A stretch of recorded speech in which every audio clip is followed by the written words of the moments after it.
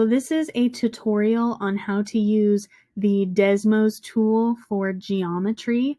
So what you can do with this tool is you can pretty much use any type of transformation for our class. But first you will need to build or construct your coordinate plane as well as the specific polygon, the shape that you're wanting to transform.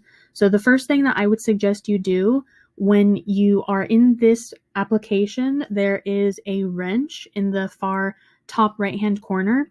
Click on the wrench, and for background, enable it so that the grid shows up on your background. This will make it a lot easier when you are making your coordinate plane as well as when you are constructing your polygons. Now that I have my grid, I'm going to make my axes, my vertical axis, which is the y-axis. What you can do is click on the line segment tool and click and draw as far as you want your vertical axis to go. So there's my y-axis, and then you'll do the same thing for your horizontal axis, which is the x-axis. All right, so here, and what else you can do in this program is you can click on the specific component and you can change its color. So I just clicked on the select feature and then I'm changing the specific color. So there's a nice vertical and horizontal axis. Now let's get to constructing a polygon. You're going to click on the tool that says polygon. It looks like there's a triangle there. And then they give you a list of steps on how to use this tool. So first you're going to choose a point. This could also be called your vertice. So let's just say I want to have a right triangle over in this quadrant. So I'm going to put one vertex here, and then I'm going to drag up 2 units. There's a vertex there. Let's make one more vertex here. My shape is almost complete, and you can see on the left-hand corner, the last thing I can do is I can choose another point. So if I want to just keep making a shape, I can continue. Or if I'm done, click on one of the vertices that you already made, and it will close up that polygon. And you can see that because the color changed, it's more bold. What's nice about this tool is you can change the color of the shading on the inside of your polygon. So let's say I want the inside of my triangle to be red, so I can do that. You can make line segments a different color. Let's say I want to make my line segments green.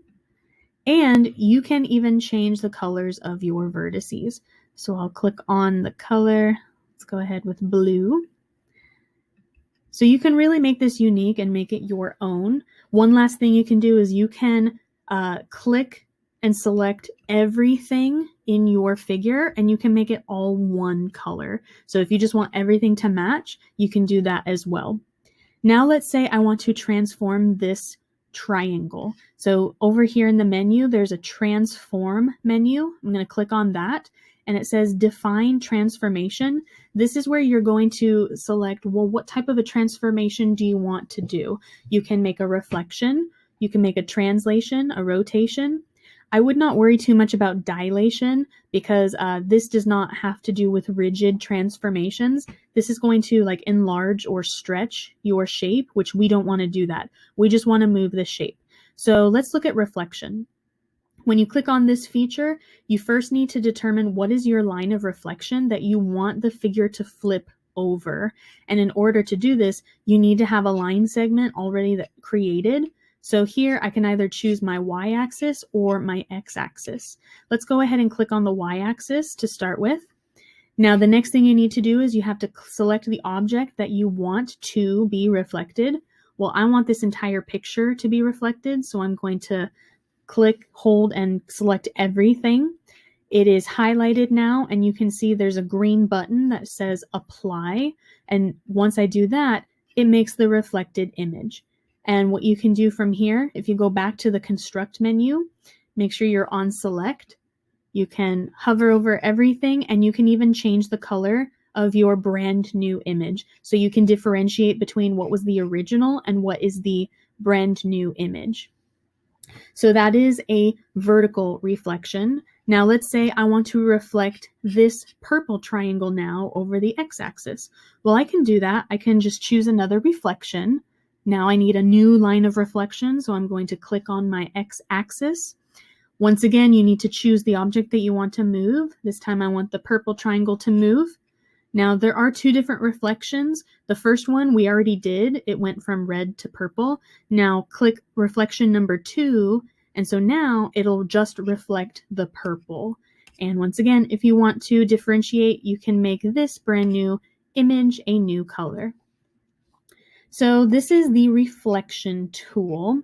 And if you want to delete something, you can select all, delete, and then that was my original picture that I started with.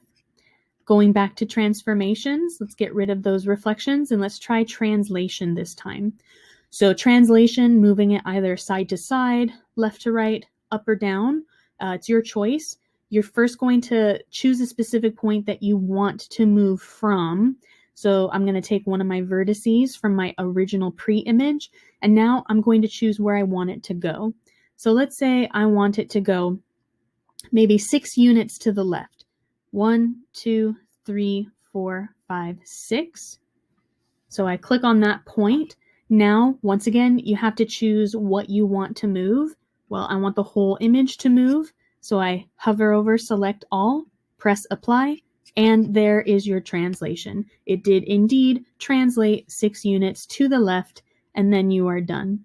Now, of course, you can continue on. If you want to go down, if you want to go up, you can continue on with the translation feature.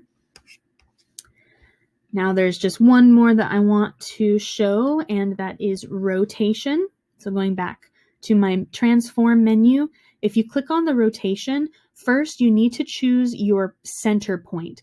Just like our solar system, the sun is the center and all of the planets rotate around it.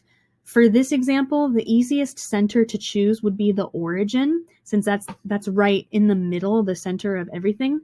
So click on that point, and then the next step, you get to choose how many degrees you want your object to be rotated.